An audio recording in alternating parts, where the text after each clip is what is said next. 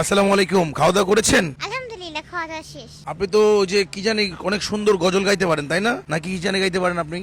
সূরা পড়তে পারেন ভালো, না যেন গজল গাইতে পারেন। আপনি তো অনলাইনে ভাইরাল, আমি চিনি আপনাকে। কেমনে কেমনে আসলেন আমাদের ঘুরিতে? আমি আপনাকে চিনি, আসলে আমি কোরআন তেলাওয়াত করতে পারি, গজলও তেলাওয়াত করতে পারি, তবে ভালো পারি কিনা সেটা আপনি জানেন। এছাড়া আমার যে ভিডিও যারা দেখে, সুতরাং আমার দর্শকরা সেটা ভালো জানে। আজকে হচ্ছে যে মানে আজকে না, কালকে হচ্ছে যে আমি খুলনা থেকে ঢাকার উদ্দেশ্যে রওনা দিয়েছিলাম একটা কাজের জন্য। তো যখন ঢাকায় আসলাম তখন ভাইয়া আপনাদের সাথে হয়তো কথা বলেছিল, তখন একসাথে ভাবলাম যে আপনার দোকানে যখন এসেছি তো ভাবলাম একসাথে আপনার রেস্টুরেন্টে এখান থেকে খাবারটাও খেয়ে যাই। এখানের তেহারিটা আমি যখন খেলাম, সত্যি কথা বলছি, এই তেহারিটা খুবই সুস্বাদু ছিল। আমি আপনাদের বলে বুঝাতে পারবো না, আপনারা আসবেন এবং আপনারাই বুঝতে পারবেন এখানের স্বাদটা কত। তোমার ওই যে গজল শোনাও একটা। জি অবশ্যই গজল শোনাবো, তবে কোনটা শোনাবো? তোমার যেটা ভালো লাগে। বাবা মানে হাজার বিকেল আমার ছেলেবেলা, বাবা মানে রোজ সকালে পুতুল পুতুল খেলা, বাবা মানে হাজার বিকেল আমার ছেলেবেলা,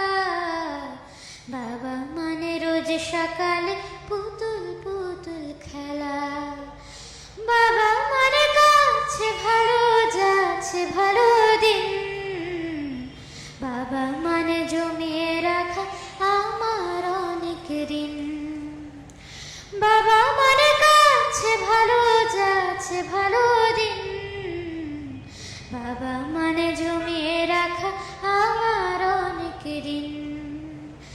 আমি যত এলোমেলো ভুলের বিধান, বাবা তুমি সময় মতো সহজ সমাধান, জীবনের টানা পড়ে না কিছু না জানি, আমার গানে স্বরলিপি তোমার মাঝে খুঁজি, বাবার কাছে হই না কালো আমি কোনো দিনই, বাবা ডাকে আদর করে আমায় সোনামণি, বাবার কাছে হই না কালো আমি কোনো দিনই, বাবা ডাকে আদর করে আমায় সোনামণি, বাবা মানে হাজার বিকেল আমার ছেলেবেলা, বাবা মানে রোজ সকালে পুতুল পুতুল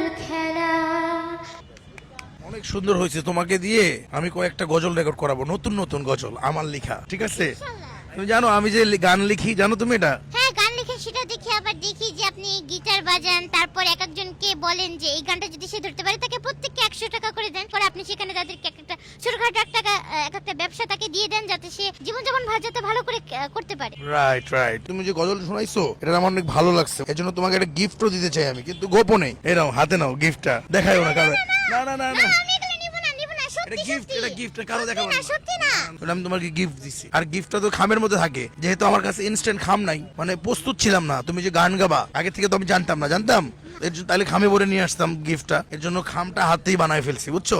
জি জি, যারা যারা জানেন না তাদের উদ্দেশ্যে আবার বলি, এটা কিন্তু ঘুরি তেহারি ঘর, আপনারা এখানে আসবেন, খাবারটা আমি সত্যি সত্যি সত্যি বলছি খুবই ভালো লাগবে। আর আমরা কিন্তু একটা নতুন প্ল্যান করেছি, সেটা হচ্ছে চুই ঝালের তেহারি রান্না করব ইনশাআল্লাহ। ভাইয়া বলেছে আমাদের খুলনা থেকে চুই ঝাল নেবে, যদি আমরা চুই ঝালের বিজনেস করি, ভাইকে আমরা ফ্রিতে চুই ঝাল দিব, ভাইয়া তেহারিটা রান্না করবে, তারপর আমরা ফার্স্ট টাইমের মতো ট্রাই করব যে চুই ঝালের তেহারি কেমন লাগে। আপনারাও আসবেন, তাহলে চুই ঝালের তেহারি খেতে পারবেন ইনশাআল্লাহ, যদি মজা হয়। যদি মজা হয় তাইলে না খাওয়াবো আমরা।